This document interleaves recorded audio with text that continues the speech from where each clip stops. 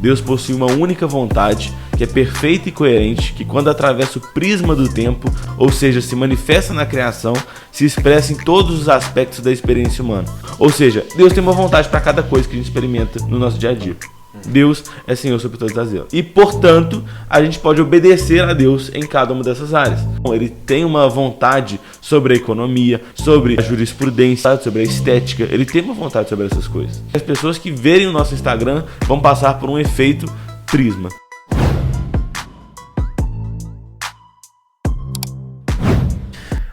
Bem-vindos ao Liderança Podcast. Um podcast que a gente fala sobre propósito, sobre liderança, em que a gente deseja te inspirar a refletir a imagem do maior líder da história. O meu nome é Caio Lacerda. Eu sou o Bernardo Vieira. E a gente está com um convidado muito especial hoje, um tio amigo meu. Mas antes de apresentar ele, vou apresentar primeiro a Fiscale, que é a empresa que a gente está fazendo o nosso podcast, que deixou a gente fazer aqui, que é uma empresa de recuperação de crédito tributário. Então, se você tem uma empresa... você pode contratar a Fiscale para ver se você pagou imposto a mais ou imposto a menos, ou alguma coisa assim. E a Fiscale vai fazer esse diagnóstico para você e recuperar esse dinheiro que você pagou a mais de imposto em forma de crédito. Então hoje... Mas antes de apresentar o convidado, queria convidar você que está vendo esse podcast a se inscrever nesse canal. Dar o gostei aí ajuda bastante. Amém. E também deixar vocês sabendo que na descrição do vídeo a gente está deixando o link com todos os livros que já foram indicados nesse podcast, com todo o conhecimento de todos os líderes que vieram aqui, que nos abençoaram bastante, que abençoaram a sua vida. Então vai lá e confere. Pode apresentar ele. Então a gente está com, igual eu falei, a gente está com um convidado aqui especial, um antigo amigo meu, o Gabriel Pacheco. Vou deixar ele se apresentar aí. Beleza. Pra qual câmera que eu olho? Pode olhar. Se você quiser. Tá bom, é para as três. Eu sou Gabriel Pacheco, eu tenho 22 anos, eu trabalho na equipe de comunicação da Igreja Central e tenho um ministério chamado Efeito Prisma, onde a gente conversa sobre cosmovisão, a gente conversa sobre uma perspectiva integral do cristianismo, Tipo assim, essa vida debaixo do senhorio de Cristo de fato, Então é sobre isso que a gente conversa lá. E lá eu sou o diretor criativo. A gente tem uma equipe de 12 pessoas, com 5 designers, e eu tô à frente ali da parte gráfica do projeto. Uhum. Você quer falar como começou o Prisma? O que vocês falam? Então, tudo começou lá em 2019, quando eu estava lendo um livro do Huckmacher, chamado O Dom Criativo. Eu não sei se era o Dom Criativo ou Filosofia Estética, mas que o autor falava que Cristo não veio para nos tornar meramente cristãos, ele veio para nos tornar plenamente humanos. E aquilo queimava no meu coração, eu ficava tipo, meu Deus, eu não fui criado para uma religião. Eu fui criado para viver a minha vida da maneira mais plena possível, sabe? E eu ficava tentando entender como seria essa vida, no que se trata esse estilo de vida. E pouco tempo depois, eu abri uma caixinha de pergunta no Instagram e um brother que eu nunca tinha ouvido falar apareceu e falou assim: você topa fazer um projeto envolvendo cultura e cosmovisão em Belo Horizonte?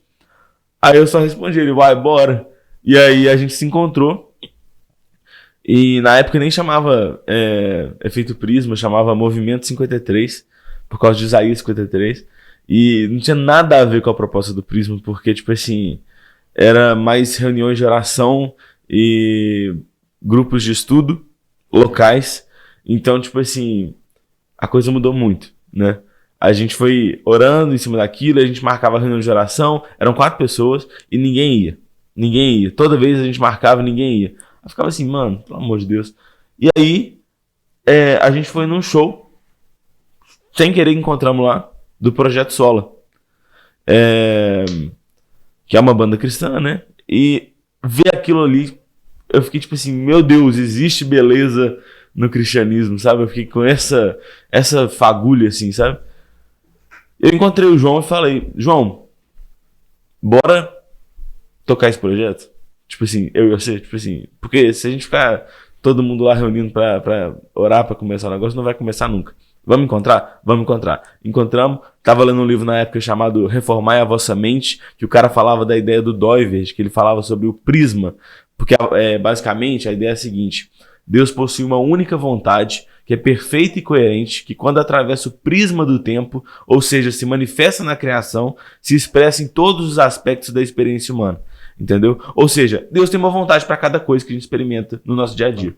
Deus é Senhor sobre sobre todas elas e, portanto, a gente pode obedecer a Deus em cada uma dessas áreas.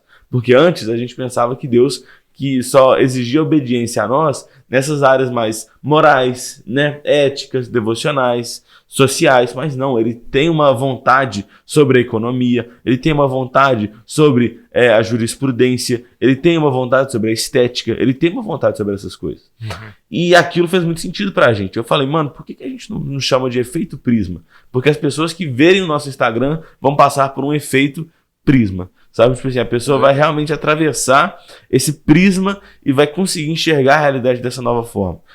Na hora o João ficou tipo assim, meu Deus, é isso mesmo e tal. E aí a gente começou. Começamos com um vídeo chamado Senhorio de Cristo, onde a gente explicava ali as ideias de cosmovisão, dualismo e senhorio de Cristo, né? Por quê? Né? Para quem não sabe, existe um grande...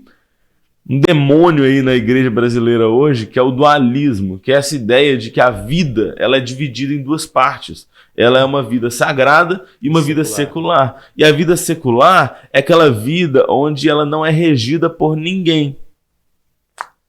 Do engano. Porque se você não tem Deus como Senhor de alguma área da sua vida, outra coisa vai ocupar esse lugar. Outra coisa vai ocupar esse lugar. Então, se não é o Deus da fé, vai ser o Deus da cultura. Se não é o Deus do sagrado, vai ser o Deus do secular. Se não é o Deus do bem, vai ser o Deus do mal. Isso é um velho maniqueísmo, uma doutrina totalmente anticristã de que existem duas forças rivais no universo duelando entre si. Lembra daquela imagem no Facebook de Jesus e Satanás fazendo queda de braço? Não existe aquilo. Aquilo é mentira. Aquilo é um maniqueísmo, é uma ideia de que Deus tem um rival. Deus não tem rival, né? Todo mal é bem corrompido, sabe? Tudo que existe de mal no mundo hoje é uma corrupção do bem. Não existe nada que seja tipo assim, o mal criou isso. Tudo veio do bem, entendeu? E quando a gente começa a entender que a vida inteira é para a glória de Deus e não tem nada que está sob a autoridade de Satanás, a gente começa a viver a nossa vida inteira em obediência a Cristo. E essa é a nossa tentativa no Prisma, de fazer as pessoas enxergarem a vida sob essa perspectiva, sob esse prisma, né? Sob essa nova cosmovisão, né? E fazer com que... E a gente tem visto o resultado disso. Pessoas que, tipo assim, são engenheiras, que estão tipo, entendendo como trabalhar para a glória de Deus. Então, artistas que estão entendendo como trabalhar para a glória de Deus. Médicos, advogados, nutricionistas, pessoas tipo, de todas as profissões que estão entendendo assim, meu Deus, meu trabalho pode glorificar a Deus. E isso é muito recompensador. E é por isso que a gente faz. Um negócio só na igreja, né? Só a única coisa que eu formo é eu ir pra igreja. Sabe? A gente quer contribuir pra igreja, a gente quer dar, por exemplo, os itens que a gente faz, eles são pra edificar a igreja, mas é pra fora, é pra sair, entendeu? Tipo assim, João Calvino tinha uma prática muito interessante, já que a gente tá falando sobre liderança aqui, tá aí uma reflexão interessante sobre liderança cristã. Calvino, depois dos cultos, ele trancava as portas da igreja. E as pessoas entendiam muito bem por que ele fazia isso. É porque não era para voltar para a igreja durante a semana. Era para viver, era para ser embaixador do rei lá fora. Eles não podiam se refugiar na igreja. Eles tinham que sair, ficar lá fora, entendeu? E viver essa experiência cristã completa no trabalho delas. E era isso que ele proporcionava à medida que ele trancava as portas.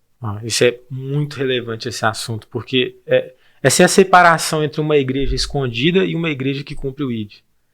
Eu acredito que muita gente precisa desse despertar. Eu lembro quando eu estava na época assim, de escolher faculdade, né? O que ia fazer e tal. E eu lembro que eu tinha um conflito grande, porque eu tinha no meu coração assim, eu quero viver para Deus, eu quero servir para Deus. Não é uma faculdade, vou perder tempo, com profissão. Não quero ser um cara que vai só trabalhar e ir para casa. Eu ficava com esse pensamento na minha cabeça. Eu lembro que meu pai conversou bastante comigo, e Deus, na época, assim, eu já tinha começado o curso, eu tava tudo, eu participava em tudo quanto é ministério na igreja, eu trabalhava na igreja, fazia tudo, e Deus me fez afundar loucamente na faculdade. Foi muito mal. A ponto que eu tive que parar tudo para tentar recuperar o que eu tava ali. E desde então, Deus tem ministrado essas palavras no meu coração. Né? A palavra da minha vida é Gênesis 1:26, né? E Deus fez o homem segundo a sua imagem, conforme a sua semelhança, né? E depois ele fala que ele fez o homem dominar sobre todos os animais da terra, sobre tudo que existia. Ou seja, quando nós somos criados à imagem e semelhança de Deus, Deus é o quê? Deus é criador. Deus ele é dominador, Deus ele é multiplicador. Né? Deus ele não é só um culto dentro de 4 paredes, ali um ministériozinho. Exatamente, Deus é o criador de tudo, do universo, influente em todas as sociedades, em todas as áreas, né? E Deus há muito tempo vem colocando isso no meu coração, né? Tipo assim, eu te coloco quando eu te coloco, porque eu quero que você seja influência onde você tá. E existe esse interesse, né? Tipo assim, de Deus, de tipo cultivar a criação dele. A criação de Deus é engraçado porque quando Deus é muito claro. Deus é muito claro. Ele não esconde, tipo assim, as intenções dele nas coisas mais importantes, sabe? Tipo assim, quando ele falou que está consumado, ok? Quando acabou, acabou. Mas ele não falou está consumado no 7º dia da criação. Em nenhum momento ele fala que a obra da criação está completa. Pelo contrário, ele coloca o homem lá para continuar a criação. Agora, ele fez a natureza, agora vocês fazem a cultura. É papel do homem. E aí o pessoal acha que não, que a cultura é sempre má, porque a primeira grande obra cultural foi Babel, né? E o pessoal acha que, tipo assim, necessariamente a cultura é má. Não. A cultura é um chamado de Deus para o homem, de nós cultivarmos a terra. E Martinho Lutero falava um negócio muito interessante, inclusive fica a recomendação do livro Como Integrar Fé e Trabalho, do Timothy Keller, porque, tipo assim, ele fala muito sobre essa questão. Ele fala o seguinte, que os nossos trabalhos são as máscaras que Deus usa para atuar na terra.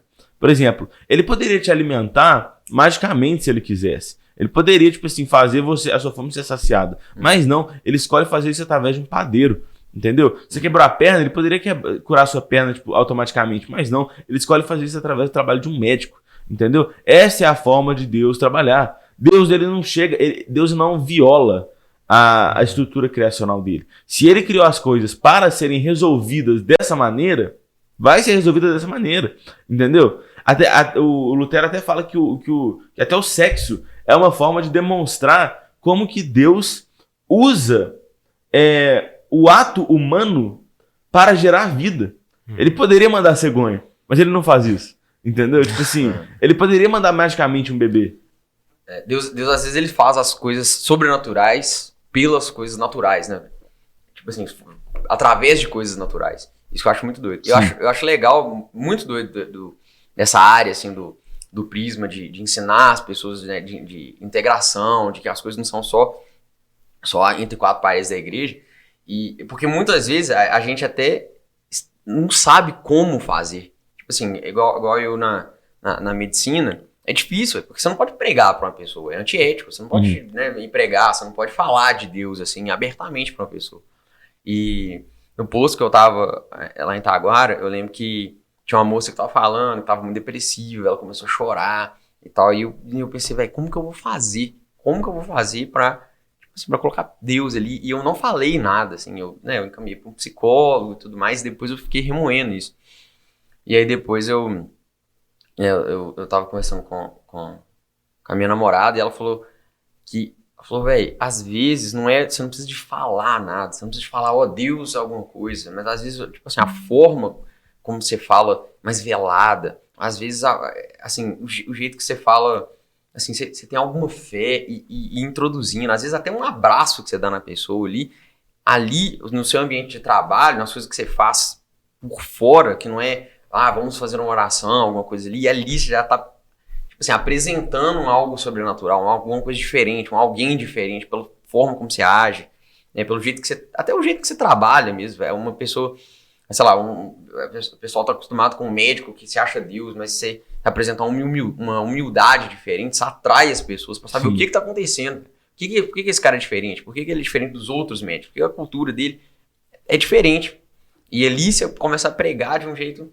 Você começa a trabalhar a obra de Deus de uma forma diferente, uma forma que não é tão explícita, mas também é a obra de Deus. Não só isso, tem povos que você só vai conseguir chegar através da medicina e não como missionário. Sim, exatamente. Pessoas que não... Isso é um negócio que eu penso demais, velho, porque a medicina abre portas que...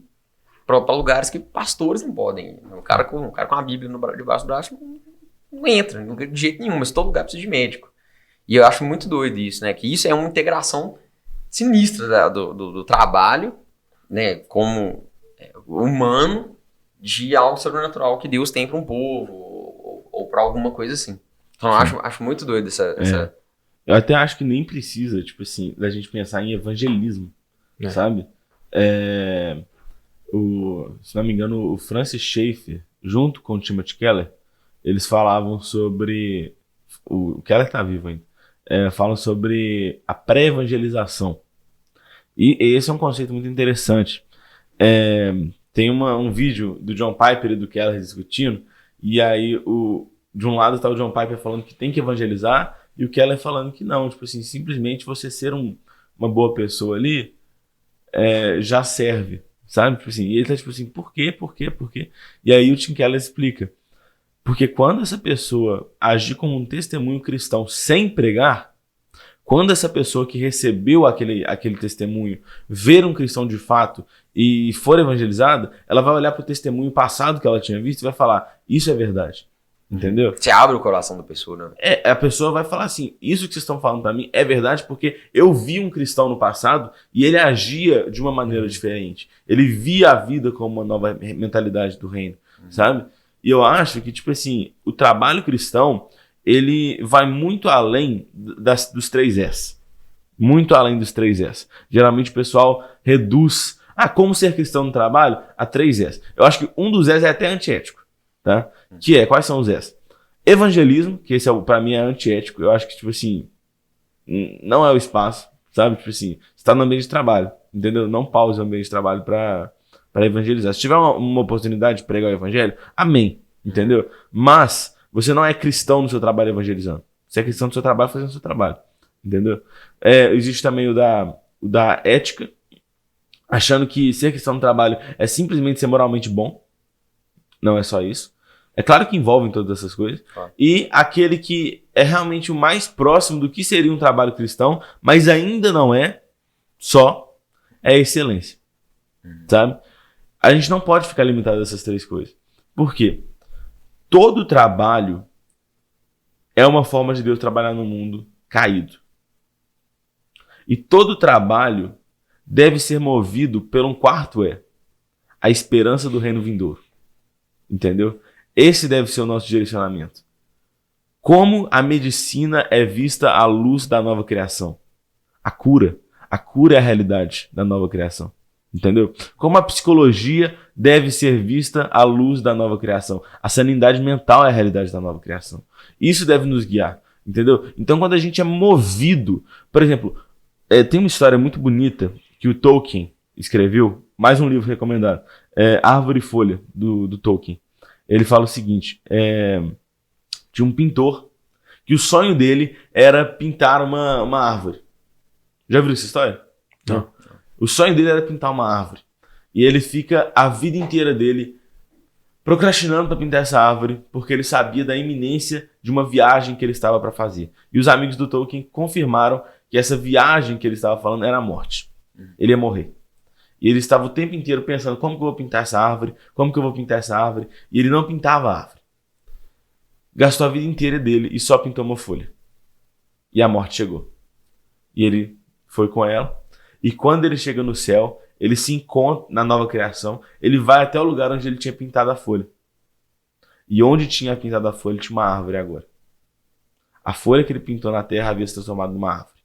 O nosso trabalho nessa terra é incompleto, mas ele vai ter uma recompensa eterna no futuro, sabe? A cura que nós estamos buscando na medicina aqui vai ser completa no céu. A justiça que um juiz está buscando aqui vai ser completa no céu. A beleza que um artista está buscando aqui vai ser completa no céu. Então, quando a gente olha com essa mentalidade de coisas restauradas, porque era assim que Jesus olhava. Jesus não olhava para o que era. Jesus olhava para o que poderia ser, para o que deveria ser. Era assim que ele olhava para as coisas. É por isso que quando ele olhou para 5 pães e 2 peixes, ele viu alimento suficiente para alimentar uma multidão. Por quê? Porque ele não estava olhando para a quantidade de peixe que tinha ali, mas ele estava olhando para a verdade criacional de que existe o suficiente para todos. Amém. E quando ele partiu o pão se multiplicou. Quando ele pegou aquele pão e transformou em 2, não era 2 meio pão, era 2 pães inteiros. Entendeu? E isso é a mentalidade do reino. Essa é a ideia de que o reino já chegou, o rei já reina e nós já vivemos nessa realidade do já e ainda não. Entendeu? Nós já vivemos no reino já inaugurado, nós já experimentamos coisas que só vamos experimentar plenamente lá na frente, mas ainda não plenamente, né? Porque a gente ainda vive no mundo de pecado. Mas essa mentalidade deve guiar o nosso trabalho. Amém. Eu até outro dia eu estava contando de um livro daquele Shawn Bolz, que é um pastor americano, se não me engano ele é da Bethel, e ele conta no livro que ele teve um encontro sobrenatural, que um anjo apareceu para ele, e esse anjo se identificou como ministro da economia do céu. E, enfim, assim, independente de qualquer coisa, assim, a forma como Deus quis falar algo para ele, e esse anjo levou ele para um lugar em que, nesse lugar tinha um monte de mãos, braços, tinha casas, tinha carros, tinha várias coisas, assim, e ele não entendendo aquilo, e aquele anjo foi e falou assim, essas coisas aqui é tudo aquilo que já existe no céu, mas que ainda vai se materializar na terra, através da fé, através da oração, né, através das coisas. E era tipo assim, mãos de pessoas que precisavam de cura sobre as mãos, eram casas, eram igrejas, eram grandes coisas assim, e aquilo abriu os olhos dele, assim, falando assim, Deus já criou no céu aquilo que tem que existir na terra, né? Assim na terra como no céu, né? Aquela fala assim, exatamente isso, tipo assim, a criação foi feita no céu para que a gente traga a existência na terra, né? De uma certa forma. Um exemplo que me marca bastante também, eu escutei um exemplo, eu não lembro qual que é o nome da pessoa, daquele Ministério BAN, né? O Business as Mission. É um movimento internacional. E teve uma pessoa lá que ela é um empreendedor, um grande empresário, e ele viu, não me engano, acho que era no Nepal, uma vilazinha em que tinha um índice muito alto de tráfico humano, de meninas e tal, para escravização sexual, e essa questão, e aquilo cortou o coração dele. E ele pensando assim, orando, né, como resolver a situação dele. Ele falou assim, eu posso tentar comprar uma outra menina, mas eu vou fortalecer o traficante, isso vai continuar acontecendo e tal. E Deus colocou no coração dele a criação de um negócio naquele lugar. E ele criou um negócio na área de turismo e cultura ali da região, um negócio até diferente em que as pessoas pagavam para ir lá ter um dia de trabalho de uma pessoa da região, aquela coisa toda. E aquele negócio foi prosperando, foi desenvolvendo, e as pessoas da região começaram a trabalhar para essa empresa, que ela foi crescendo, a empresa foi crescendo, foi desenvolvendo, crescendo na região, e depois de muitos anos ali, fizeram um levantamento e o novo índice ali de tráfico humano de meninas caiu para 0. Que isso? Então Deus trouxe uma criação, uma criatividade para aquela pessoa, para que ela exercesse influência numa região, para que o mal que exercia sobre ali cessasse. Eu achei isso incrível. Sensacional. Ô Pacheco, sabe o que eu queria perguntar, velho? O que você acha, assim, você que fala bastante de cultura, no Prisma, eu não sei se você vai querer responder não, porque, assim, mano, essa coisa de uma coisa só, como é que eu vou explicar? Uma coisa santa e não santa, tipo assim, o cara que ele vai num show só cristão, ou ele que você acha do cara que é cristão, mas que gosta mais das coisas que a gente chama, né, na igreja do mundo? Entendeu o que eu tô falando? Esse cara, o cara que tem todo esse negócio, tipo assim, será que eu posso escutar músicas do mundo? O negócio de música do mundo, de show do mundo, de teatros do mundo, de coisas do mundo e coisas da igreja. O que você acha dessa divisão? Ah, mano. Você não acha nada? Eu só escuto Pink Floyd, entendeu? Então eu sou essa pessoa aí. Eu acho que assim, mano. A gente precisa entender alguns conceitos nessa questão. O primeiro deles é a graça comum. É o mais básico de todos. É a ideia de que Deus dotou as pessoas, crentes ou não crentes, de criatividade, de beleza, de senso estético. E elas criam. Elas fazem coisas belas. E aí, nisso, a gente já consegue entender que, tipo assim, se Deus dotou a pessoa de criatividade... Porque, velho, vamos falar a verdade, ninguém espera um filme cristão pra ver um filme cristão, entendeu? Tipo assim... De fato. Pode ver filme secular e sagrado, não tem essa discussão na questão do cinema. É a mesma coisa, entendeu? É só porque tem mais música que o pessoal pergunta isso, entendeu? Então, tipo assim, a gente tem que entender uma coisa. As músicas falam muita coisa, entendeu? Tipo assim, as pessoas, elas expressam o sentimento delas nas músicas, entendeu? É claro que existem músicas que não são cristãs, que tem uma letra, tipo assim, muito obscena e que você não vai escutar e tal. Mas isso vem do bom senso, entendeu? Isso não vem de um pode ou não pode, isso vem do bom senso. Mas agora, eu fiz uma reflexão esses dias sobre aquela música Shine on You Crazy Diamond, do Pink Floyd, no meu perfil, esse domingo agora, esse sábado. Eu tava estudando sobre a música e, tipo assim, fiquei de cara, velho. Basicamente, a história é sobre... Dá tempo de contar aqui? Claro. Tipo assim... Tinha um integrante da banda que era o Syd Barrett, né? E aí ele abusou muito de LSD, ficou louco e saiu da banda porque ele tava tendo um comportamento muito esquisito e tal. Foi embora. E o Roger Waters e o pessoal da banda ficou muito bolado por causa disso. E aí eles começaram a compor aquela música, né? Tipo, Shine on You Crazy Diamond, por causa que é as iniciais do Syd. Shine on You Diamond. Syd. E aí eles estavam compondo essa música e tal. E na gravação desse álbum, que é aquele que tem Wish You Were Here, queria que você estivesse aqui. Quando que aconteceu isso? Chega um homem careca, gordo, sem sobrancelha, no estúdio. Do nada. E ninguém reconhece ele. Ele fica lá por 45 minutos. 45 minutos depois, o Roger Waters começa a chorar. Desesperadamente. Porque ele fala assim: esse cara era meu amigo de infância. Esse cara é o Syd Barrett. Aquele cara que tava no estúdio era o Syd Barrett. E todo mundo ficou tipo assim... Ele tá aqui. Mas ele não tá aqui. Não é o meu amigo. Tipo assim, eles viram uma distância abismal entre o Roger Waters e o Syd. Eles ficaram tipo assim... Meu Deus, o meu grande amigo não está aqui comigo. E eles foram lá e compuseram Wish You Were Here. Queria que você estivesse aqui. Ele tava ali, mas ele não tava ao mesmo tempo. E aí eu fiquei pensando assim, gente, como que as pessoas, tipo assim, veem... Como que existe essa distância entre nós? O pecado separou a gente.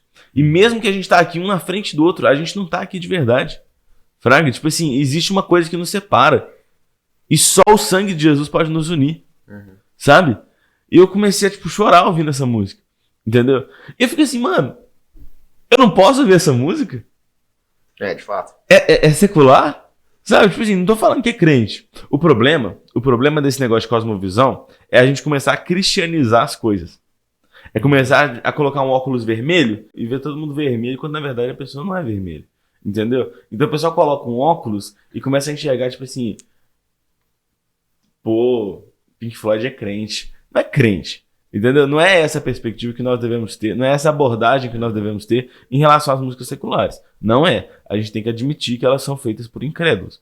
Mas nós não podemos negar a contribuição delas. Tanto que Paulo usa um poeta pagão para evangelizar os atenienses em Atos 17. Ele cita lá, assim já diziam seus poetas, não é nele que nós nos movemos, vivemos e nos existimos? Ele cita, e é muito bizarro pensar, porque a Bíblia é inspirada por Deus. Tudo que está escrito na Bíblia é inspirado por Deus. Deus usou... Tem 2 versículos na Bíblia que não são feitos por cristãos. Olho por olho, dente por dente, né? Tipo assim, tem olho por olho, dente por dente. E tem também... É claro, ele está falando que não era isso, mas de qualquer forma, está escrito ali de alguma forma. Tipo assim, é Deus pronunciando uma palavra que não veio da boca de um crente. Entendeu? Então, tem graça comum nisso tudo. E a gente tem que saber reconhecer. E a última coisa que a gente tem que saber fazer é ouvir a cultura. Ouvir o que eles estão dizendo. Porque isso... A gente acha que a gente, tipo... Sabe? Com a abordagem...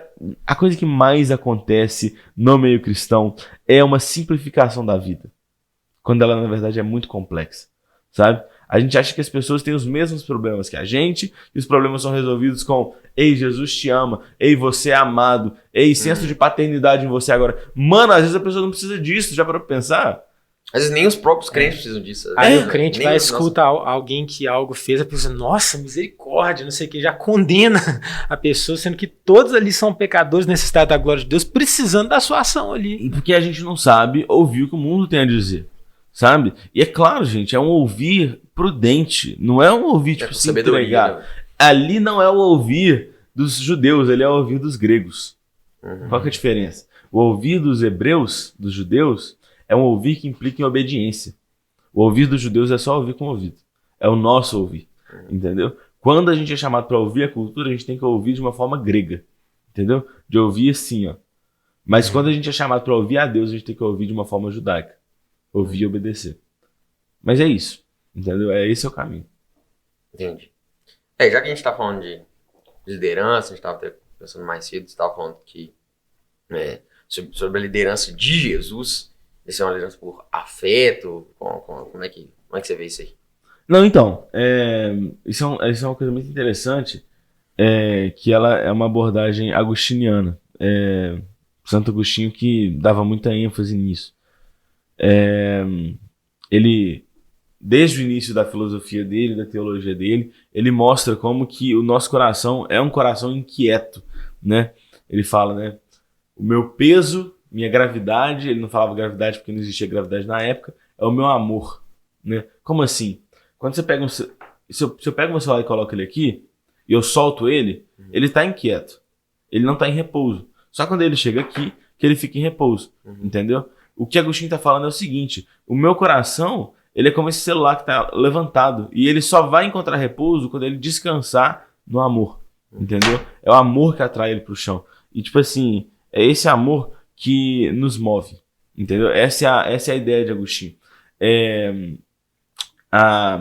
O nosso coração é guiado pelas nossas afeições. Nós somos o que nós amamos. E na antropologia bíblica, no estudo do ser humano na Bíblia, nós vemos que, na verdade, nós somos como flechas lançadas. Flechas em direção a alguma coisa. O próprio... Nem precisa ser crente para concordar com isso, porque o próprio Martin Heidegger, né, um filósofo da Alemanha, nazista, ele concordava que nós somos Dasein. Dasein que significa ser aí. Ser lançado, é aquela pessoa que foi atirada no mundo. A gente está em movimento. Jack Kerouac, no On the Road, naquele livro lá, O Pé na Estrada, ele escreve, vocês estão indo para algum lugar ou estão apenas indo? Então, tipo assim, essa noção de que nós estamos em movimento. O James Smith vai dizer que nós somos como tubarões existenciais. Nós precisamos nos mover para continuar existindo. Então a gente está em movimento. E o que nos move? Os nossos afetos. Os nossos amores. Aquilo que nós amamos. Nós não somos aquilo que nós pensamos. E muitas vezes a gente adota um modelo de liderança que só compreende a pessoa humana como uma pessoa intelectualista, cognitivista. Uma pessoa que precisa mudar o modo de pensar. Gente, não é isso que Paulo estava dizendo quando ele coloca lá em Romanos 12:2 que a gente tem que mudar a nossa mentalidade. Não é disso que ele estava falando. Ele não estava falando de uma mudança intelectual. Ele não estava falando disso. Porque essa mudança intelectual não muda nada. Se eu te contar para você que eu coloco diante de você um jiló e um chocolate, eu falo para você que o jiló faz bem e o chocolate faz mal, você não, uma criança. É claro que a criança vai escolher o chocolate. Entendeu? Tipo assim, o que ela sabe não muda em relação àquilo que ela ama. Ela ama o chocolate. Ela não ama o jiló. Entendeu? Ela sempre vai escolher o chocolate. E da mesma forma somos nós. Nós somos movidos pelos nossos afetos, não pelo que nós pensamos. René Descartes estava errado quando ele falava que eu penso, logo existo. Não, eu amo, logo existo. Entendeu? Essa é a verdade. E Jesus entendia muito bem isso. Jesus entendia muito bem isso. Porque Jesus não chega para os discípulos e fala assim: o que vocês acreditam? O que vocês pensam sobre mim? O que vocês... Ele não pergunta nem no que vocês creem. O que ele pergunta lá em João? Ele pergunta o que vocês buscam, o que vocês querem, o que vocês desejam. Porque Jesus sabia que o que mais importava era o que as pessoas desejavam. Isso importa.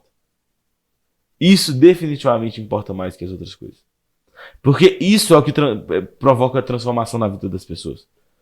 E aí o Exupéry lá, o autor do Pequeno Príncipe, ele tem uma frase sensacional que explica isso muito bem. Se você deseja construir um navio, não chame as pessoas não ensine elas onde conseguir madeira. Ensine elas a desejar a imensidão do oceano. É isso, entendeu? É ensinar não a intelectualidade da coisa para a pessoa, mas o afeto da coisa. A pessoa desejar aquela grandeza, entendeu? Você quer guiar, você quer ser um líder que guia as pessoas para algum lugar, não fala para elas por que elas têm que ir para lá. Não fala para elas, tipo assim, não explica para elas por que elas têm que chegar na Terra Prometida. Fale das maravilhas da Terra Prometida. O que guiava as pessoas no deserto? Não era a ideia de que elas tinham que chegar em algum lugar. É a ideia de que elas estavam indo para o lugar onde mana leite e mel. Entendeu? O tempo inteiro, o povo reclamando, eles reclamavam, eles usavam os afetos dele para reclamar com Deus. Você não nos levou a uma terra onde mana leite e mel. Você prometeu pra gente uma terra que mana leite e mel. Eles desejavam aquilo. E era isso que movia eles no deserto. Sabe? Então, tipo assim, o nosso afeto é a nossa bússola nesse mundo. Entendeu? E é dessa forma que Jesus lidera. É interessante. Uma coisa que sempre me deixou curioso em relação aos hebreus ali no deserto, depois que eles fugiram do cativeiro no Egito, é que sempre que acontecia um contratempo, eles reclamavam com Moisés assim: você devia ter deixado a gente no Egito. Né? E trouxe a gente aqui para matar a gente. Pois é, e isso é curioso, porque no Egito eles eram escravos. Né? Eles eram escravos, eles sofriam muito e tal. E no deserto, tudo bem, eles estão no deserto, mas Deus está com uma coluna de fogo à noite para aquecer, durante o dia uma nuvem para dar sombra, fazendo chover pão, entregando carne por pombas e tudo. Então, Deus está cuidando deles ali. Mas o que faz eles terem um sentimento regresso assim, é exatamente no momento que eles perdem a esperança daquele desejo que eles tinham. Né? A partir do momento que eles param de enxergar, assim, essa terra prometida não vai acontecer. Então eles preferem voltar para o deserto do que continuar na caminhada para o Egito, do que continuar na caminhada para aquilo que eles perderam a esperança. Sim, e tem até uma questão de que às vezes nem é só, às vezes até a esperança da terra prometida também fosse um problema, porque fosse uma distorção do afeto. Às vezes eles amavam mais a terra prometida, mais as promessas, do que a Deus. Entendeu? E tem um livro sensacional, não sei o autor, que chama The Explosive Power of a New Affection. O poder expulsivo de uma nova afeição. Eu acho que ele não tem traduzido. Que basicamente diz que o amor, quando chega no coração da pessoa, ele expulsa os outros amores. Entendeu? E isso acontece, esse movimento de êxodo, de retirada acontece. Então, eles estavam tomados por um amor que ainda não tinha sido substituído pelo amor a Deus. Entendeu? Porque eles não foram chamados para o deserto para chegar na Terra Prometida. Eles foram chamados para o deserto mesmo para cultuar a Deus. Eles foram chamados para o Sinai, não para Canaã. Entendeu? A Canaã era só um adicional. Mas eles não estavam interessados no Sinai. Eles não estavam interessados naquilo. Eles estavam interessados no que Deus poderia dar para eles, não no que Deus era para eles. Entendeu? Então, existia ali uma desorientação de amores, né? Que precisava ser consertada. O Subirá fala muito isso, né? Que às vezes a gente foca tanto no que Deus pode dar que a gente perde quem Deus é. Né? Sim. E o Luiz Hermínio, ele fala um negócio interessante, porque os caras estavam ali debaixo de coluna de fogo, mano, um negócio assim, não, caía pão do céu, velho. Não era um negócio igual a gente, assim, era um negócio muito sobrenatural, não era normal, era uma coisa assim, era fácil de crer. Então, o cara tá caindo pão do céu, a gente não vê isso hoje, então, se você for pensar por um lado, assim, simplista, era muito mais fácil os caras ter fé e falar, não, Deus é Deus, e não reclamar e tal, porque ali tinha um poder de Deus sobrenatural operando neles. Sim. Mas ele fala que estar debaixo do poder de Deus não muda ninguém. Porque os caras estavam debaixo do poder de Deus 24 horas por dia, durante 40 anos, e mesmo assim os caras caíram. O que muda não é o estar debaixo do poder, é o Espírito Santo dentro da pessoa. É isso aí, é o cara entender, assim, o amor mudar pra Deus é que muda a pessoa, e não estar debaixo da mão de Deus ali, Sim. igual a galera tava. Até porque a gente está debaixo do poder de Deus, incrédulos e crédulos, todos estão. Todos vivem no mundo de Deus. Acho que é o Guilherme de Carvalho que fala que é muito fácil ser ateu nesse mundo, porque é um mundo sustentado por Deus. Não, quem fala é o Igor Miguel. Ele fala assim, é muito fácil ser ateu nesse mundo, porque, tipo assim, ser ateu nesse mundo é aproveitar das bênçãos que o Deus que você não acredita te dá. Entendeu? Ele fala que o inferno é justamente o contrário disso. É o desgoverno. Sabe? Deus tem autoridade sobre... Não, vamos entrar num assunto totalmente diferente, mas Deus tem autoridade sobre o inferno, sim. O inferno não é a casa do capeta, né? É onde Deus reina também. Mas Deus não governa ali. Ali Deus deixa à mercê. Ele entrega para ser de qualquer jeito. Entendeu? Esse caos absoluto. Porque ninguém nunca conheceu o caos absoluto. Porque Deus tá liderando, Deus tá guiando, Deus tá governando o tempo inteiro. Se Deus soltar a mão, acabou. Isso é o inferno. Entendeu? Eu acho que o fogo ele é uma metáfora pro caos. Entendeu? Eu acho que é esse soltar. É tipo assim, toma. Vivam sem mim. Vejam se dá. Não dá. Eu acho que é isso. Tem até me lembrou de um pequeno trecho de uma pregação que eu gosto muito de um pastor chamado Voddie Baucham. Ele é pastor lá do Texas e hoje ele é missionário na Zâmbia, teólogo, filósofo, professor universitário, um cara muito bom. E tem uma parte de uma pregação dele que viralizou até na internet, assim, que ele fala sobre essa questão da supremacia de Deus no mundo. Ele fala que ele está no campus universitário lá, ele era professor de filosofia e chega um aluno para ele e pergunta se Deus é bom, por que o mundo é assim, né? De forma simplista, né? Se Deus é bom, por que o mundo é assim? Aí ele vai e fala para esse estudante, fala assim, você está me perguntando da maneira errada. A perspectiva é diferente. Você está me perguntando da maneira errada. Quando você me perguntar certo, eu te respondo. E aí a pessoa ficou toda desconcertada, ele até brinca que o cara tentou perguntar de uma forma super eloquente, assim, para aparecer e tal. E aí ele fala, aí o menino pergunta, qual que é a pergunta certa? Ele fala, a pergunta certa é, como que Deus, sabendo tudo que eu fiz e pensei ontem à noite, não me matou enquanto eu dormia? Sim. E ele vai e fala assim, você tem que mudar a ideia, porque quando você pensa na primeira pergunta, se Deus é bom e justo, por que o mundo é assim? Você acredita que Deus ele é todo poderoso, mas que ele não é soberano. No sentido de quê? Porque se Deus... Ele perdeu o controle. Se Deus é todo poderoso sobre tudo, mas ele não é soberano sobre todas as coisas, eu posso usar do seu poder para fazer as coisas do jeito que eu quero. Para que o mundo seja do jeito que eu quero. O conceito que eu acredito como justiça, o conceito que eu acredito como coisa. Mas se Deus, ele é justo, soberano e todo poderoso, eu estou totalmente sob a sua misericórdia. Porque eu pequei contra esse Deus. Então ele muda a mentalidade. Exatamente no sentido de que Deus ele é governo, igual você falou, ele é governo sobre o mundo. né? E o caos gerado pelo pecado que atrapalha. Só que as pessoas entendem uma mentalidade completamente errada, né? Como se Deus estivesse sentado na cadeira e não querendo fazer nada, né? Tipo assim, deixando todo mundo, né, se dar mal. Mas, na verdade, esse é o conceito de inferno que você falou. Sim, Mas uma coisa que eu acho muito interessante nesse assunto sobre a pedagogia do afeto, que a gente estava falando antes, é como que, tipo, a gente consegue transformar, como que a gente consegue, na prática, ser um líder que trabalha com os afetos das pessoas, né? Eu acho que existem duas razões, assim, dois modelos assim, principais. O primeiro é o exemplo. E o segundo é os rituais. Sabe? O exemplo, porque o Jonas Madureira, no livro dele, Custo do Discipulado, outro livro aí,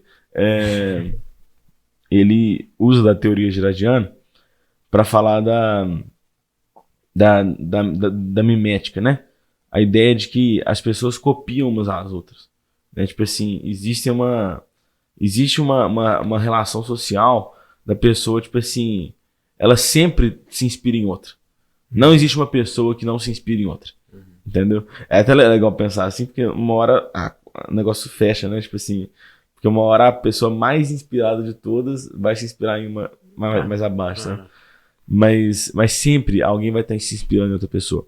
Por quê? Porque a pessoa sempre vai se espelhar num modelo de pessoa para si.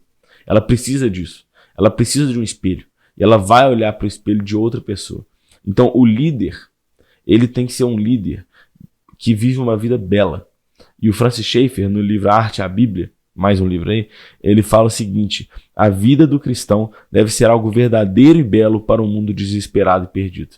Entendeu? Essa é a vida que a gente tem que viver. Uma vida de beleza. Uma vida que expresse o evangelho. Por quê? Porque quando as pessoas nos verem, elas vão ver que é real. E elas vão ver que dá pra viver aquilo. Entendeu? Mano, de verdade. Tipo, a gente acabou de sair de uma conferência de carnaval e eu vi duas pessoas, dois moradores de rua, falando que agora acreditavam em Deus. Porque eles viram um testemunho. Sabe? Tipo assim, a gente tava junto com os amigos assim, aí a gente chamou eles pra comer pizza e tal. Eles começaram a chorar e falaram assim: agora eu acredito em Deus. Sabe? Tipo assim, porque não é possível existir Deus num mundo onde não existam pessoas boas. Fraga? E eu não achava que existiam pessoas boas, porque eles foram a vida inteira rejeitados. Fraga? Então, tipo assim, o exemplo é uma parte fundamental da nossa liderança. Não pode ser negligenciado. Entendeu? Porque a pessoa tá se inspirando na gente. E é a forma de, igual você falou, de um evangelismo, né? Igual a gente estava conversando do negócio do trabalho, em relação ao trabalho e evangelismo e tudo mais. É um simples. Você não pregou pro cara, você não falou, de Jesus te ama, não sei o quê, mas o simples fato, né, de chamar o cara pra comer uma pizza já é um evangelismo pleno, assim, né? Depois, claro, né? Imaturo, básico, uma semente, mas é o jeito que o cara. Que, assim, né, que Deus falou com ele, né, de certa forma, né, através de uma pessoa que chamou ele para comer uma pizza. Sim. E isso eu acho muito doido, véio, porque não só é um exemplo de liderança, como de evangelismo, então engloba tudo. Tipo assim, eu me converti mesmo, assim, em 2016, né, mas eu comecei na célula do B em 2011. E eu lembro, o meu sonho era ser líder de célula. Eu não tinha sonho de profissão nenhuma, não tinha sonho de nada. Meu sonho era ser líder de célula. Porque eu olhava pra você e ficava assim, mano, eu quero ser essa pessoa, entendeu? Eu quero ser exatamente essa pessoa. E tipo assim, e não era por muita coisa não, velho. Era pela pessoa que colocava Osana na célula, a música. Era pela pessoa que fazia um lanche com fondor no pão de queijo. Fraga, tipo assim, essas pequenas coisinhas foram, tipo assim, cruciais pra eu falar assim, mano, ser líder de célula é isso. E eu me tornei líder antes de me converter.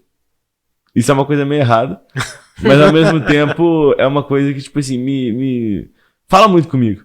Fraga, tipo assim, que acho que essa questão da liderança me acompanhou antes de eu começar a caminhar com Jesus. Sabe, tipo assim, antes dele me chamar pra ele já tinha me chamado pra liderar. Sabe, tipo assim, é claro, não é que eu era, tipo assim, não crente, entendeu? Tipo, eu era crente nominal, entendeu? Mas eu me converti verdadeiramente em 2016, sabe? Mas até então, velho, tipo assim, o que eu vivi foi uma experiência de, tipo assim, é igual Paulo fala, sejam meus imitadores, né? Como eu sou de Cristo. E essa tem que ser a nossa doutrina. Essa tem que ser a nossa referência de vida. É você chegar pra mim e falar, me imita. Por quê? Os discípulos, eles tinham uma coisa que era a seguinte. Eles olhavam pra Jesus e imitavam ele. A gente não tem mais Jesus pra olhar. A gente precisa olhar pra outra pessoa. Entendeu? Eu olhava pra você e falava assim, mano, eu posso imitar alguém. Entendeu? E imitei até 2012, Fraga, tipo assim, até eu sair do social e tal, tipo assim, foi a você que eu imitei. E depois, meu próximo líder, eu imitei. Entendeu? Tipo assim, depois meu supervisor, quando eu me tornei líder, eu imitei. Sabe? Tipo assim, e Deus tem sido muito bondoso em só colocar líderes que, tipo assim, eu posso imitar. Sabe? Porque é claro que tem líderes aí que você não pode imitar, né? Mas líderes de verdade você pode imitar. E, tipo assim, essa é a natureza da liderança. Sabe? É aquele que segue a imitatio. É aquele que segue a imitação de Cristo, entendeu? É aquele que pode ser imitado. Isso define um líder. Eu acho interessante isso, porque, assim, né, no final das contas, é difícil de você ser alguém para ser imitado, porque você precisa de imitar alguém também. E, assim, o ideal é que a gente imite a Jesus. Mas o que fica o questionamento, assim, é como é que você vai imitar alguém que você não conhece, entendeu? E uma coisa é imitar alguém que você vê. Outra coisa é você imitar alguém que você conhece, né? Você não vê, você não pode ver Jesus hoje. Mas você pode conhecê-lo através da palavra. Sim. Então, o cara que ele é líder de célula, por exemplo, ou um líder qualquer, que ele tem que imitar a Cristo, mas ele não lê a Bíblia, ele não sabe, ele não entende, assim, muita gente fica, por exemplo, comparando, sei lá, o Antigo Testamento com o Novo, era um Deus diferente, parece que é um... Mas o Antigo Testamento, ele é lindo para você entender a essência de Deus, como Deus pensa, como Deus age, você entender que Deus, ele tem ciúmes da gente. Sim. Ele não quer que a gente se vire para outros amores, não é porque ele precisa de alguém, porque ele é autossuficiente, mas porque a gente precisa de imitar ele. Sim. Então ele tem ciúmes desse outro amor, porque ele precisa que a gente ame ele para que a gente seja transformado. Né? Não é para ele, mas por nós. Então eu fico espantado assim, com líderes, não só líder de célula, supervisor, ou outras coisas, o cara que não conhece a Jesus, tentando imitar, tipo assim, meio que falsamente, né? Sim. Uma ideia de que ele tem de Jesus, porque ele ouviu falar um pastor pregando e falou, não, Jesus é assim, eu vou fazer assim. Mas ele não conhece a Deus. Entende o que eu tô falando? O cara não lê a Bíblia, ele não sabe o que tá mandando, ele não sabe o que Deus fez, ele não sabe o que Jesus fez, ele não sabe como ele agiu, ele não sabe como ele... Entre aspas, né? É difícil você falar assim, como Deus pensava, mas várias vezes... Deus expressa os sentimentos dele na Bíblia, ele expressa, acho muito doido isso aqui. Deus, a gente acha que Deus é um Deus assim, que tá ali no trono e é isso aí de olho fechado, mas Deus ele expressa sentimentos na Bíblia, ele expressa pensamentos na Bíblia, né? Na Jeremias ele fala, eu sei os pensamentos que tem para vocês, né? Não de causar dano, mas de esperança, né? E eu acho muito doido isso, né? Então, me buscarão, me acharão quando buscar de todo o coração. Então ele fala, velho, eu sou um Deus acessível e você consegue me conhecer. E é aí que você vai conseguir imitar a Jesus. E é aí que você vai conseguir fazer com que outras pessoas te imitem através da sua imitação do que você conhece. A gente não quando Jesus está conversando com a mulher samaritana, né, ela pergunta assim, Jesus, mas deixa eu te perguntar, é pra a gente adorar no monte, igual nossos antepassados, ou é pra gente adorar em Jerusalém, igual o pessoal fala, os judeus falam? Jesus fala assim, assim, na teoria, né, mais ou menos como Jesus fala, mas assim, se você for pensar, o certo era em Jerusalém. Eles estão certos. Aí ele fala, porque nós adoramos o que nós conhecemos. E depois ele fala, né, que não vai ter templo, né, já é hora, né, dos adoradores adorarem em espírito e verdade, né, e não em templos construídos por humanos. Mas ele fala, nós adoramos o que nós conhecemos. A gente não consegue imitar, a gente não consegue adorar nada que a gente não conheça. Acho que acaba sendo uma junção, né? A Bíblia, tanto Deus fala, né, que aquele que me ama é o que conhece, obedece os meus mandamentos, e ao mesmo tempo falam para que vivamos em comunhão, né? Paulo fala, né, me imite para imitar Cristo. Eu acho que veio na minha cabeça que é como se fosse um jogo de tabuleiro, né? Assim, você tem as regras, mas qual que é o jeito primeiro mais fácil de aprender como julgar? Você vendo as pessoas julgando, né? Tanto que às vezes a pessoa explica a regra, a pessoa não entende nada, fala assim, não, vamos julgar, você vai ver. Mas, por mais que ela aprenda de forma rápida, fácil, imitando os outros como que eles jogam, ela não vai saber os detalhes, as estratégias, as coisas principais do jogo se ela não pegar no detalhe. Não, e às vezes ela aprende errado, mano. Igual o Uno. Se você for ver as regras do Uno, não tem nada a ver com o que a galera joga. Nada a ver. Mas eu creio que Deus faz essa junção das coisas. Porque, querendo ou não, né, em última instância, o cristão é um pequeno Cristo, é um pequeno reflexo de Deus. É o primeiro propósito lá de Gênesis 1:6 que eu falei. Então, em teoria, se você olha para um cristão, você deveria estar olhando para uma imagem de Cristo, né? Sim. Então, é o complemento, né? Você vive em comunhão com líderes e referências e você se baseia na palavra. Porque a palavra é o caráter puro de Jesus, sem ali a distorção da pessoa que você tem como referência. Mas Deus coloca meio que os dois, né? Assim, para juntar nessa figura. Eu acho que Paulo, ele sabia, véio, que a galera não era, assim, né? Que era arriscado você falar para imitar, né, assim, imite os líderes e referências, assim, porque tem líder que, principalmente na época de Paulo, tinha líder que pregava coisa errada, e etc. Então ele fala, examine-se a si mesmo à luz das escrituras. Então pro cara, é o que o Paul Washer fala lá na pregação chocante. Ele, como é que você sabe que você é crente? Porque você vê o outro cara que é crente e fala, esse cara é crente, não você igual a ele, mas quem disse que ele é crente? E quem disse que, porque o meu grupo de jovens é assim, mas quem disse que eles são crentes? Então, por isso que ele fala, examine-se a si mesmo à luz das escrituras. Pra você não ter erro. Fala, não, vamos ver se eu sou crente mesmo aqui. Não, esse aqui, não, beleza, véio, eu sou crente. Mas eu tenho que saber o que eu tô fazendo. Eu tenho que conhecer a palavra pra eu saber se eu sou crente ou não. Se eu tô imitando pessoas certas ou não. Se eu tô... O que eu tô fazendo. Porque senão a pessoa fica perdida imitando o jogo de Uno da galera que você bate na mesa, uns negócios assim que na regra, no manual não tá escrito. Entendeu? Sim.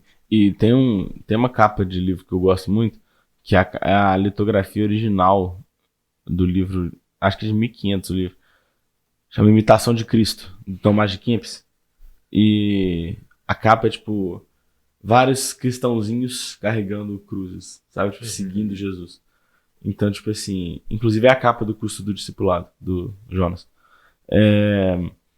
E eu acho que aquele versículo que fala assim, portanto, fixe os seus olhos em Jesus Cristo, autor e consumador da nossa fé. Ele não tá falando pra você fixar os olhos, tipo assim, quando ele fala, tipo, autor e consumador da fé, ele não tá falando, tipo assim, a pessoa que escreveu a sua fé. Ele tá falando da pessoa que foi a primeira a completar o caminho da fé. É a primeira que terminou a corrida. Entendeu? O vencedor. Olhe para o vencedor, porque vocês também vão vencer, né? O Samuel, amigo do Franz, ele até tem uma música que chama Venci sem ser o primeiro, sabe? Tipo assim, e é tipo isso. Nós somos chamados a vencer sem sermos os primeiros. A ter os olhos fixos naquele que já trilhou o caminho por nós, entendeu? Então, tipo assim, a tarefa da imitação é uma tarefa de olhar para quem já venceu, entendeu? Tipo assim, olhar para quem já... E você deu esse exemplo do jogo de tabuleiro, é perfeito. Porque é exatamente isso, é tipo assim, é olhar pra quem já joga, entendeu? Pra quem já jogou e já venceu. E aprender as regras com quem jogou, entendeu? Com Jesus. E a gente vai olhando pra ele. E é claro, lendo o manual, porque se a gente olhar só porque a gente acha de Jesus, a gente vai cair num liberalismo bizarro aí, sabe? Mas a gente olha pra Jesus e vai andando no caminho dele, sabe? E a outra coisa que eu acho que é essencial pra liderança afetiva são os rituais.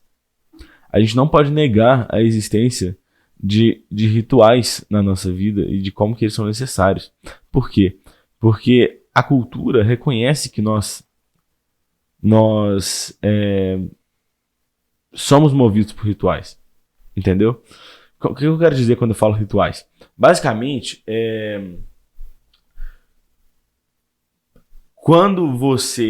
como é que você adota um hábito? É quando você repete ele. Né? Tipo assim, é quando você faz ele repetidamente.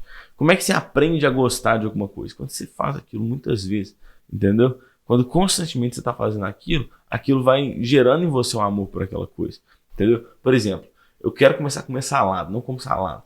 Vou começar a comer salada. Primeira vez que eu fizer, eu não vou gostar.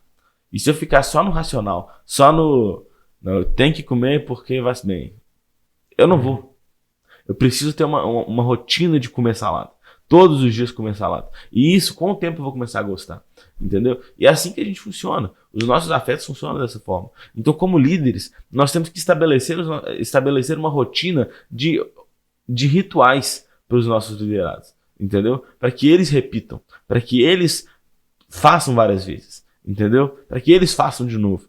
Para que aí seja trabalhado neles um ritual que seja efetivo. Por exemplo, existe toda uma dinâmica ritualística no shopping. O James Smith fala isso no livro Você é Aquilo que Ama. Mais um livro aí. Você é Aquilo que Ama. Ele fala o seguinte, quando você entra no shopping, você está entrando num templo. Tem um documentário que chama 42, 24, 45, eu acho, 35, não sei. Eu não lembro o nome certinho. Mas chama Inside of a Mannequin Factory. Dentro de uma loja, de uma fábrica de manequins. E ali, o dono da fábrica, ele fala assim, os nossos manequins são os santos modernos. As pessoas olhavam para os santos como alguma coisa de reverência, agora elas olham para os manequins como algo de referência. E a pessoa olha para aquilo e fica, tipo assim, se espelhando naquilo. Ela fica olhando para aquilo e fica vendo uma forma, um novo estilo de vida que ela pode viver, sabe?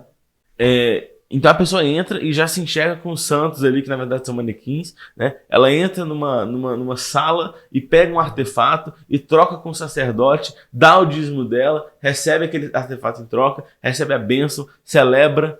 Isso é um culto. Mas não, isso é uma compra no shopping. Entendeu? Então, tipo assim, a gente precisa entender os locais seculares como locais litúrgicos, de adoração. Entendeu? E quando a gente enxerga que até isso pode ser um local litúrgico de adoração, a gente começa a entender que a nossa rotina tem que ser litúrgica. Porque é ali que a gente aprende a adorar a Deus. Entendeu? A gente precisa das repetições para começar a adorar a Deus da maneira correta. Entendeu? O James Smith até faz um trocadilho com a Victoria's Secrets, né? Ele fala assim, esse é o segredo da vitória. Ela sabe que você é o que você deseja. E por isso as propagandas dela são totalmente voltadas para o seu desejo. E não para o que você sabe. Entendeu? Todas as propagandas são voltadas para o que você ama. Não para o que você entende. Entendeu? E a gente não pode trabalhar nas pessoas, nos nossos liderados, o que eles entendem. A gente tem que trabalhar o que eles amam. E isso não é emocionalismo barato. Isso não é emocionalismo barato. Isso é uma compreensão correta da pessoa. É uma compreensão correta de quem nós somos. Seres que amam. Bota fé? Um ponto de reforço. Eu lembrei, tem um livro que chama Negocie como se sua vida dependesse disso, do Chris Voss, que ele era negociador de reféns do FBI. E hoje ele é consultor de negociação para grandes empresas e tal, e ele fala algo semelhante.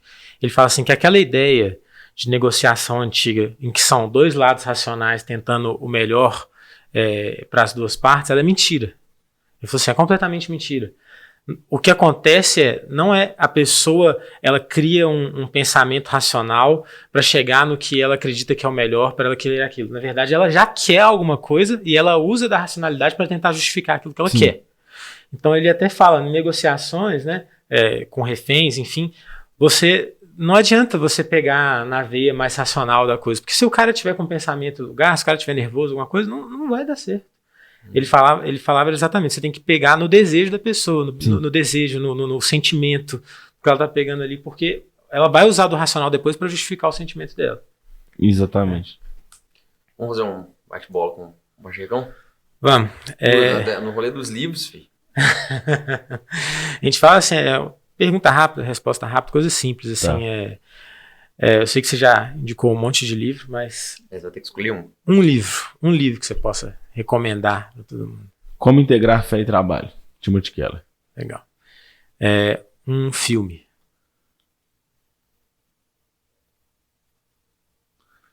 Sobre o que a gente falou aqui, né? Não. Independente. Livro da vida.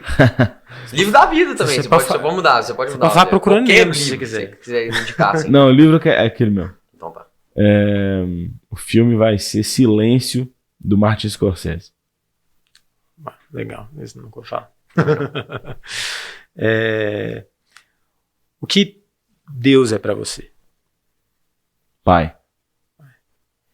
E como a gente falou disso, eu acho que o que trabalho significa pra você? Trabalho é uma forma de deixar o mundo mais bonito. Legal. Gostei da resposta. Acho que é isso aí, a gente agradece muito aí, velho. Show de você bola. ter vindo. Se você quiser falar pro pessoal como encontrar o Prisma, o seu perfil. Demorou. Gente, então, a gente tá no Instagram e no YouTube como Efeito Prisma. Tem que digitar tudo, porque o Instagram boicota a gente. Tem que digitar tudo. Mas é isso. Lá a gente fala sobre cosmovisão, a gente fala sobre fé integral, e acho que vocês vão gostar. E cultura pop, bastante cultura pop. Legal. Demais. Muito obrigado, velho, pela sua presença, de verdade. Tamo junto. Assim, eu não sei o que vai ser para as pessoas, mas eu aprendi pra caramba. Aprendi pra caramba com você, imagino que o cara também tem aprendido. Com certeza. Foi uma experiência assim, muito legal mesmo, acrescentou demais pra gente. Tá?